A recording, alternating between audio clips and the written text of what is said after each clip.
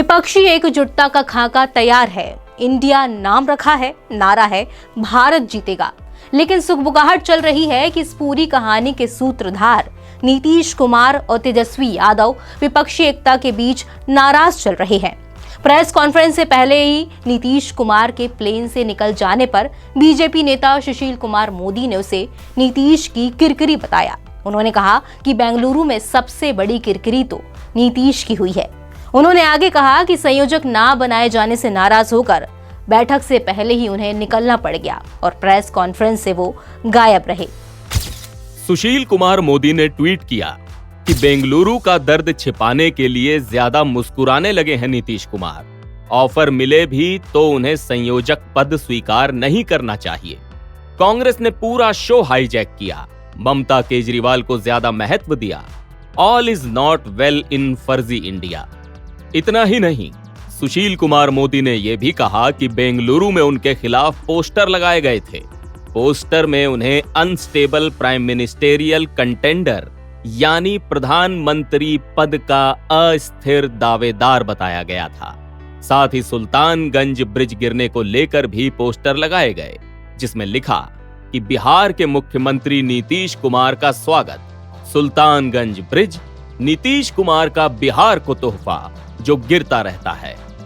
तो वहीं केंद्रीय मंत्री ने भी नीतीश कुमार पर तंज कसा।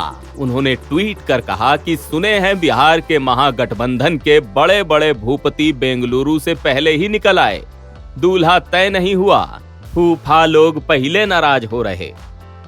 हालांकि नीतीश ने इन तमाम बातों को खारिज कर दिया और कहा कि वहां मेरी सारी बातें सुनी गईं और सफाई देते हुए कहा कि मेरी इच्छा राजगीर आने की थी, सो हम जल्दी निकल आए।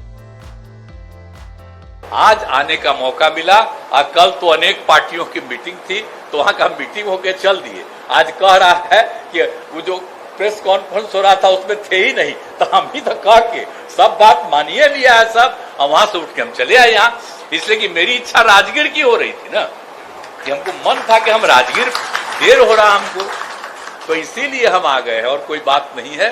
इसलिए पूरे तौर पर हम लोग साथ हैं और देश के हित में और सब लोगों के हित में, समाज के हर तबके के उत्थान के लिए और प्रेम और भाईचारे का भाव रहे और पूरे तौर पर विकास का काम चलता रहे।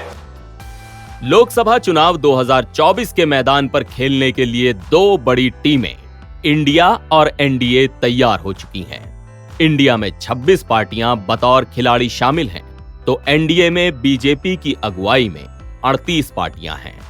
हालिया तस्वीर को देखकर यही लग रहा है कि 2024 का मुकाबला दो दिग्गज टीमों इंडिया और एनडीए के बीच ही होगा। लेकिन नीतीश और तेजस्वी के प्रेस कॉन्फ्रेंस से गायब रहने से कई अटकलें दिख रही हैं। विपक्षी एकजुटता के अगुवा नीतीश कुमार को बेंगलुरु की बैठक के पोस्टर में कम तरजीह दी गई।